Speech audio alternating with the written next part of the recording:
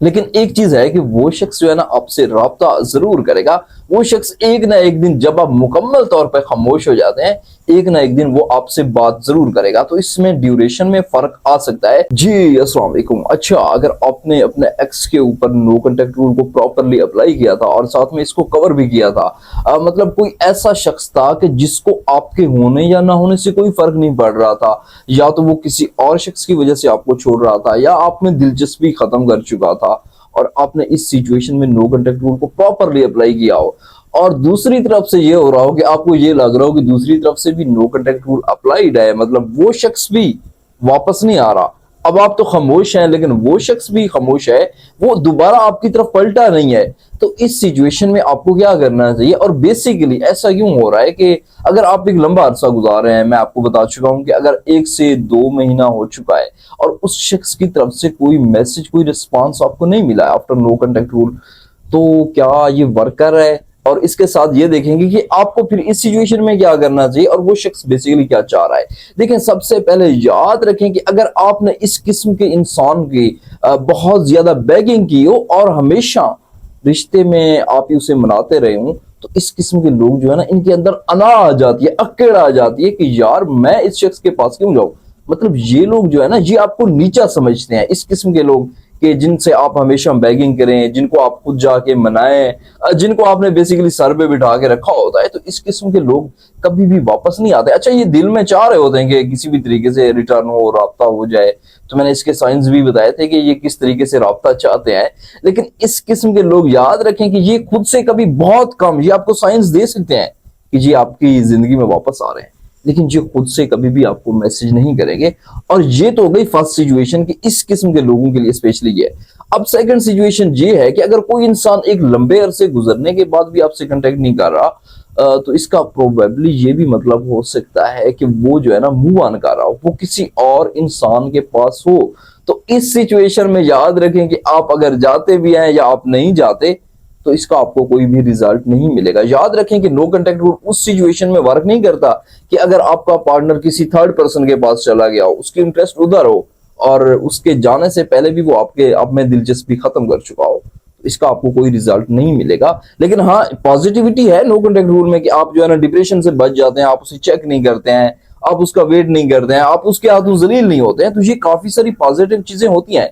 लेकिन मैं आपको ये बता रहा हूं कि अगर लंबे अरसे तक नो कांटेक्ट रूल आपका वर्क नहीं कर रहा, तो इसका ये भी मतलब हो सकता है कि वो मूव ऑन कर चुका हो, वो किसी और के साथ जो है ना कमिटमेंट में हो। अच्छा, वो भूलता नहीं है आपको। मैं हमेशा कहता हूं कि आप किसी को अपनी मेमोरी से डिलीट नहीं कर सकते हैं, लेकिन मसला ये है कि वो कमिटमेंट कर चुका होता है और उसके पास ये ऑप्शन नहीं बचता कि वो किसी को बैकअप रखे। तो ये चीज आपको लाजमी तौर पर समझने की जरूरत है कि अगर कोई लंबे अरसे तक आपसे कांटेक्ट नहीं कर रहा, तो ये दो सिचुएशंस होती हैं, या तो वो मूव ऑन कर चुका है किसी और के साथ, और या फिर यही होता है कि आपने उस इंसान को इतना सर पे चढ़ाया होता है, इतनी उसकी मिन्नतें की होती हैं, अपनी वैल्यू को इतनी हद तक गिराया होता है कि वो शख्स खुद आपसे राब्ता करना फिर अपनी तौहीन समझता है और फिर वो उस चीज का वेट करता है। क्योंकि देखें, खामोशी भी तो एक लैंग्वेज है ना, जब कुछ सुनाई नहीं देता तो फिर खामोशी ही बोलती है। तो बेसिकली ये खामोशी उस शख्स की अना को शो कर रही होती है कि वो शख्स आपके सामने झुकने के लिए तैयार नहीं है। तो इस चीज को आप लाजमी तौर पर समझे। लेकिन इस सिचुएशन में भी आपने नो कांटेक्ट रूल को कंटिन्यू रखना है। मतलब अगर वो आपसे राब्ता भी नहीं कर रहा, कुछ भी नहीं कर रहा, तो आप जिस दिन राब्ता करते हैं, जिस दिन नो कांटेक्ट रूल को तोड़ते हैं, तो आप शायद पहले से भी नीचे गिर जाते हैं, पहले से भी धड़ाम से इतनी हद तक नीचे गिरते हैं। उस शख्स को ये फिर तसल्ली हो जाती है कि यार इस शख्स ने काफी कोशिश की है मेरे बगैर जीने की, काफी कोशिश की है कि मेरे बगैर जी सके, स्ट्रगल कर सके, आगे बढ़ सके, लेकिन ये आगे नहीं बढ़ पा रहा। तो इसका डायरेक्टली मतलब है कि ये शख्स मेरे बिना कुछ भी नहीं है, ये मेरे बिना रह भी नहीं सकता। अच्छा, तो एक और चीज जो लास्ट में सबसे इंपॉर्टेंट है कि नो कांटेक्ट रूल का बेसिकली मकसद क्या होता है। अक्सर लोग ये समझते हैं कि नो कांटेक्ट रूल का मकसद ये होता है कि उस इंसान को वापस लाना। तो ये एक मकसद होता है, लेकिन this is a small part, कि ये एक छोटी सी चीज है कि वो इंसान वापस आ जाए। देखिए, इसका मकसद ये होता है कि आप किसी के पीछे जब भागते हैं, किसी को अपनी तरफ खींचते हैं, किसी की मिन्नतें करते हैं, किसी के पांव पकड़ते हैं, तो इस वक्त आप अपने लिए नहीं जी रहे होते, आप अपनी जात से बिछड़ जाते हैं। आपकी जिंदगी में खुशियां तो मुकम्मल तौर पर खत्म ही हो जाती हैं। आपको ऐसे लगता है कि आप डेज एंड नाइट्स पेन में होते हैं, कि आप एक इंसान को सोच रहे हैं, उसका वेट कर रहे हैं, उसका लास्ट सीन देख रहे हैं, उसको ऑनलाइन चेक कर रहे हैं, उसके ऊपर नजर रख रहे हैं, तो ये एक पेनफुल सिचुएशन होती है कि आपका डे नाइट का साइकिल किसी एक इंसान के ऊपर मरकूज रहता है और इसके अलावा आपकी बाकी जिंदगी तो तबाह हो जाती है। मतलब अगर आप प्रोफेशनल लाइफ में कुछ भी कर रहे हैं तो आपके अंदर इतनी एफिशिएंसी नहीं रहती कि आप जो है ना अपने काम को भी देख सकें और उस शख्स को भी कवर करें। तो सबसे पहले इसका ये मकसद होता है कि आप अपने माइंड को फ्रेश करें। तो नो कांटेक्ट रूल में ये होता है कि इसका ये मतलब नहीं कि आप राब्ता ही छोड़ दें, बल्कि इसका ये मतलब होता है कि आप उसकी हर एक चीज से दूर चले जाए और आप उसको सोचना भी छोड़ दें, उसके ऊपर थॉट्स भी ना लेके जाए। क्योंकि याद रखें कि अगर किसी इंसान का आप इनबॉक्स चेक करते हैं, पुराने मैसेजेस देखते हैं, उन चीजों को देखते हैं, तो वो फिर आप पेन में रहेंगे और फिर नो कांटेक्ट रूल का कोई फायदा नहीं है। ये वो टाइम होता है कि जब आप अपनी जात से मिलते हैं। और इसका देखें, एक इंसान अगर वापस आ रहा है, अगर नहीं भी आ रहा, तो इसका आपको डायरेक्टली फायदा है कि आप किसी ऐसे दुख को, किसी ऐसी तलखी को खत्म कर देते हैं कि जो एक लंबे अरसे तक जिसकी वजह से आप डिप्रेशन में रहे थे। फिर क्या होता है कि आप अकॉर्डिंग टू सिचुएशन जीना सीख जाते हैं। अच्छा, मुझे ये भी पता है, अक्सर लोगों के मैं केसेस देख रहा होता हूँ कि जब वो नो कांटेक्ट रूल अप्लाई करते हैं तो उनको एक थोड़ी सी आदत होती है कि वो बार बार उनकी प्रोफाइल जाके चेक करते हैं। अच्छा ठीक है, एक हद तक ये भी ठीक है, क्योंकि हमारा दिमाग ऐसे वर्क करता है कि अगर हम अपने दिमाग को, एक देखें ना, एक सालों का ताल्लुक होता है, तो हम अपने दिमाग को इस चीज से रोकें और 100% रोकें कि आपने उसकी प्रोफाइल भी जाके नहीं देखनी, तो ये डिप्रेशन बढ़ जाएगी। मैं अक्सर कहता हूँ कि इस सिचुएशन में आपको उसका नंबर डिलीट नहीं करना चाहिए। तो ये चीज समझे कि आप जाते हैं, उसकी प्रोफाइल चेक करते हैं, उसकी डीपी देखते हैं, कुछ भी देखते हैं, तो मूव ऑन होना, नो कांटेक्ट रूल अप्लाई करना, तो ये चीजें इतनी आसान नहीं होती कि आप एक दिन में सब कुछ खत्म कर दें। तो ये स्टेप बाय स्टेप होता है। और मूव ऑन के भी जनरली केसेस होते हैं कि जब आप एक स्टेज पे होते हैं, फिर दूसरी पे होते हैं, तो ये कोई एक मिनट का या एक दिन का खेल नहीं होता। लेकिन अगर कोई शख्स आपको मुसलसल उलझा रहा है, खामोशी दिखा रहा है, तो आपको कोई जरूरत नहीं है कि आप उसके पीछे भागें।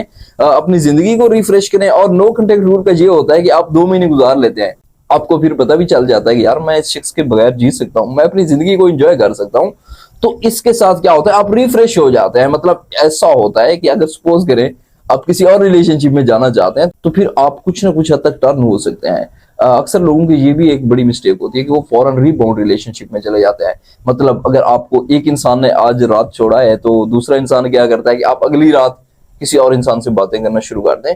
तो इसके ऊपर मैं डिटेल से बात करूंगा, क्योंकि ये नुकसान होता है कि आप फौरन अगर रीबाउंड रिलेशनशिप में चले जाते हैं।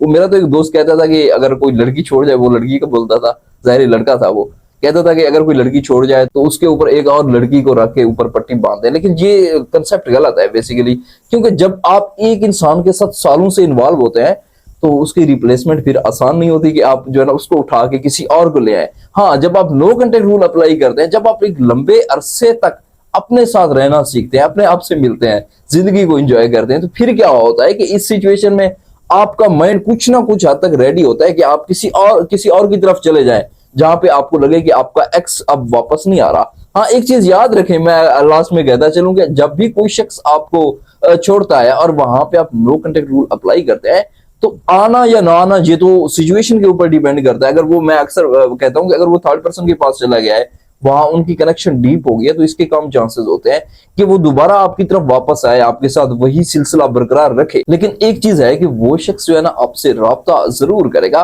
वो शख्स एक ना एक दिन, जब आप मुकम्मल तौर पर खामोश हो जाते हैं, एक ना एक दिन वो आपसे बात जरूर करेगा। तो इसमें ड्यूरेशन में फर्क आ सकता है, लेकिन उस शख्स का फिर तजस्सुस भी तो बढ़ जाता है ना कि यार एक शख्स जो मेरे पीछे इतना भागा करता था, इतना दौड़ता था, मुझे थका देता था, मेरे पीछे पागल था, तो वो कहाँ चला गया है। और वो इस चीज को सोचते हुए एक ना एक दिन इसी तजस्सुस की वजह से, चले रिलेशनशिप ना सही, इसी तजस्सुस की वजह से भी आपकी जिंदगी में दोबारा इन होता है। तो मेरा ख्याल है वीडियो लंबी हो गई है, एंड आई होप कि ये वीडियो आपके लिए वैल्यूएबल रही होगी। और यहाँ पे अगर आपका कोई सवाल है तो कमेंट में पिन करें और मुझे इजाजत दें। अल्लाह हाफिज।